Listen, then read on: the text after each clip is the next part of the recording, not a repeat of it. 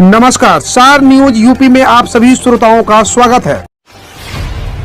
लखनऊ में आतंकियों की गिरफ्तारी पर राजनीतिक तेज मायावती ने उठाया सवाल। लखनऊ में अलकायदा संगठन के 2 संदिग्ध आतंकवादियों की गिरफ्तारी को लेकर राजनीतिक तेज हो गई है। बसपा सुप्रीमो मायावती ने आतंकवादियों की गिरफ्तारी पर कहा है कि विधानसभा चुनाव के करीब आने पर इस तरह की कार्रवाई लोगों के मन में संदेह पैदा करती है। हालांकि मायावती ने यह भी कहा है कि आतंकवादी होने को लेकर पुलिस का दावा अगर सही है तो उचित कार्रवाई होनी चाहिए। बसपा नेता ने ट्वीट कर कहा कि उत्तर प्रदेश पुलिस का लखनऊ में आतंकी साजिश का भंडाफोड़ करने व इस मामले में गिरफ्तार 2 लोगों के तार अलकायदा से जुड़े होने का दावा अगर सही है तो यह गंभीर मामला है और उचित कार्रवाई होनी चाहिए, वरना इसकी आड़ में कोई राजनीतिक नहीं होनी चाहिए, जिसकी आशंका व्यक्त की जा रही है। सीएम नीतीश को पसंद नहीं आया योगी सरकार का जनसंख्या कानून का आइडिया, बताया क्या करना चाहिए। भाजपा शासित असम और यूपी में जनसंख्या नियंत्रण के लिए कानून लाने की कवायद चल रही है। यूपी में तो योगी सरकार ने रविवार को इसका मसौदा भी पेश कर दिया। इस बीच एनडीए में शामिल जदयू का रुख कुछ और ही है। बिहार के मुख्यमंत्री नीतीश कुमार को योगी सरकार का जनसंख्या पर कानून बनाने का आइडिया पसंद नहीं आया। उनका कहना है कि कानून बनाने से जनसंख्या नियंत्रण नहीं हो सकती। जनसंख्या नियंत्रण के लिए लोगों को जागरूक करने से जरूरी है। उन्होंने जनसंख्या नियंत्रण के लिए शिक्षा पर जोर देने की बात कही। नीतीश ने बिना किसी का नाम लिए कहा कि कुछ लोग सोचते हैं कि कानून बना देंगे तो जनसंख्या काम हो जाएगा, तो ऐसा नहीं हो सकता है। उन्होंने कई उदाहरणों के साथ बताया कि महिला पढ़ी लिखी होगी तो अपने आप जनसंख्या नियंत्रित हो जाएगी। उन्होंने कहा कि यह सोच का फर्क है। हम लोगों के बीच की पढ़ाई से ही इसे नियंत्रित कर सकते हैं। कहा कि हमारी सोच सभी कम्युनिटी पर काम करेगी। केजरीवाल मॉडल पर यूपी का चुनाव लड़ेगी आप, संजय सिंह बोले 30 यूनिट की बिजली और पानी मुफ्त देंगे। संजय सिंह ने कहा कि उनकी पार्टी केजरीवाल मॉडल पर चुनाव लड़ेगी। 300 यूनिट बिजली फ्री देगी, शिक्षा, पानी व स्वास्थ्य सेवाएं निःशुल्क रहेगी। जिसे रोजगार नहीं मिल पाएगा उसे बेरोजगारी भत्ता मिलेगा। शीघ्र ही पार्टी प्रमुख प्रदेश में इनकी घोषणा करेंगे। उन्होंने कहा कि समाजवादी पार्टी इस साथ चुनाव लड़ने पर अभी कोई फैसला नहीं हुआ है। यदि यूपी के हित में ऐसा कोई फैसला हुआ तो बताया जाएगा। अग्रसेन भवन किदवई नगर में पत्रकारों से वार्ता की जनसंख्या नीति पर उन्होंने कहा कि स्थानीय निकायों में 2 बच्चों का नियम लागू होगा, लेकिन सांसद और विधायक के चुनाव में छूट क्यों दी जाएगी, यह गलत है। आप नेता ने आरोपों के स्वर में कहा कि केंद्र और प्रदेश के बीच भी कुछ ठीक नहीं चल रहा है। प्रदेश को एक भी कैबिनेट मंत्री नहीं दिया। सलाउद्दीन ओवैसी के सवाल पर बोले योगी ने किसी की चुनौती स्वीकार नहीं की, लेकिन जिसका एक भी विधायक नहीं उनकी चुनौती स्वीकार कर ली। दोनों के बीच मिलीभगत का आरोप भी लगाया। यूपी में इंटरव्यू नहीं, मेरिट के आधार पर होगी आंगनबाड़ियों की भर्ती। आंगनबाड़ी कार्यकर्तियों के 270, मिनी आंगनबाड़ी के 31 और सहायिका के 391 पदों समेत कुल 620 पदों के लिए 21,811 महिलाओं ने आवेदन किया है। इन महिलाओं का चयन इंटरव्यू नहीं बल्कि मेरिट के आधार पर किया जाएगा। जिला कार्यक्रम अधिकारी इंटरपाल सिंह ने बताया कि भर्ती के लिए आवेदन का समय खत्म हो गया है। 10 जून से ऑनलाइन आवेदन मांगे गए थे। शासनादेश के मुताबिक भर्ती प्रक्रिया 45 दिनों में पूरी होनी है। इन पदों को भरने में तलाकशुदा, विधवा और गरीबी रेखा के नीचे के परिवार में महिलाओं को वरीयता दी जाएगी। शैक्षिक योग्यता के आधार पर अंकों की मेरिट तैयार कर उम्मीदवारों का चयन किया जाएगा। कार्यकर्ताओं के लिए हाई स्कूल, सहायिका के लिए कम से कम 5वीं पास होना जरूरी है। शहरी क्षेत्र में आंगनबाड़ी के 91 और ग्रामीण इलाकों में 179 पद खाली है। यूपी में खात्मे की ओर कोरोना, 42 जिलों में नहीं मिला एक भी नया केस।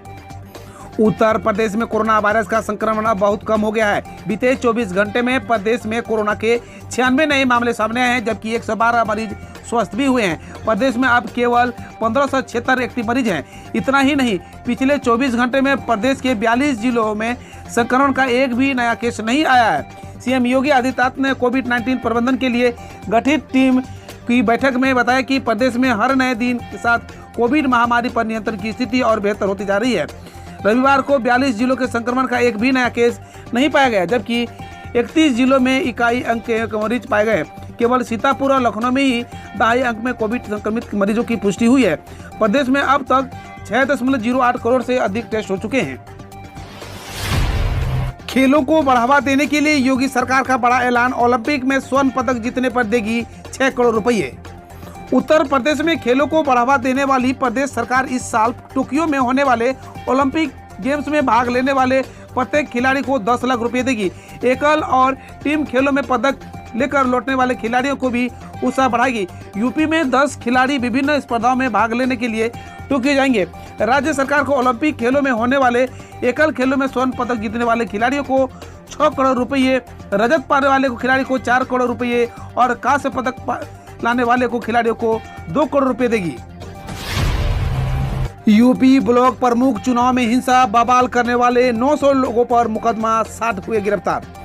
ब्लॉक प्रमुख चुनाव में हिंसा के बाद विपक्ष की घेराबंदी तोड़ने के लिए प्रदेश सरकार ने अब कार्रवाई का डंडा चलाया है। प्रदेश के अलग अलग जिलों में 900 से अधिक बवालियों के खिलाफ मुकदमा दर्ज कर करीब 60 लोगों को गिरफ्तार किया गया है। लखीमपुर खीरी में सपा प्रत्याशी की प्रस्तावक से वसूली के मामले में भाजपा सांसद रेखा वर्मा के प्रतिनिधि को गिरफ्तार कर लिया गया है। वहीं इटावा के बड़पुरा में एसपी सिटी प्रशांत को थप्पड़ मारने वाले पहचान कर ली गई है। उसकी तलाश में छापे मारे जा रहे हैं। लखीमपुर खीरी जिले में पसगवां ब्लॉक प्रमुख के लिए नामांकन के दौरान सपा प्रत्याशी और उसके प्रस्तावक से वसूली की गई। मामला सुर्खियों बना तो कार्रवाई शुरू हुई। उत्तर प्रदेश के डिप्टी सीएम केशव बोले, अगले पंचायत चुनाव में सीधे जनता करेगी जिला पंचायत अध्यक्ष और ब्लॉक प्रमुख का चुनाव। डिप्टी सीएम ने कहा कि अब यह चुनाव हो गया है, जिला पंचायत अध्यक्ष और ब्लॉक प्रमुख चुन लिए गए हैं। आप सभी को विकास की राजनीति करनी चाहिए।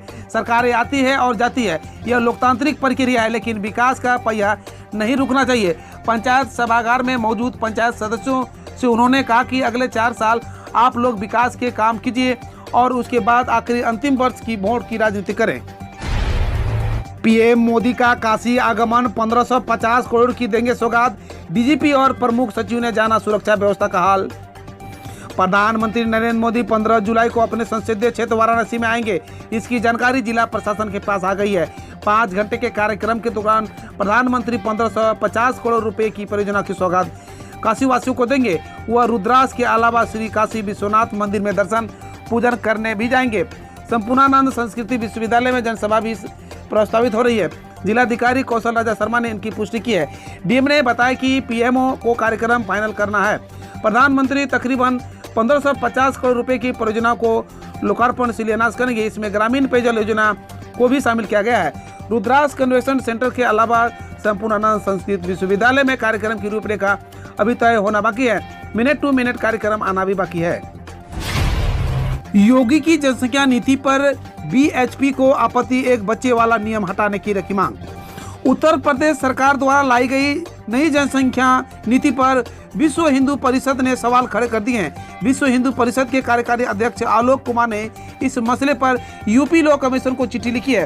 विश्व हिंदू परिषद द्वारा बिल में शामिल एक बच्चे की नीति पर सवाल खड़े कर दिए हैं। बीएचपी का कहना है कि पब्लिक सर्वेंट या अन्य को एक बच्चा होने पर इंसेंटिव देने की बात कही गई है। इस नियम को बदलना चाहिए। वन चाइल्ड पॉलिसी व नकारात्मक प्रभाव।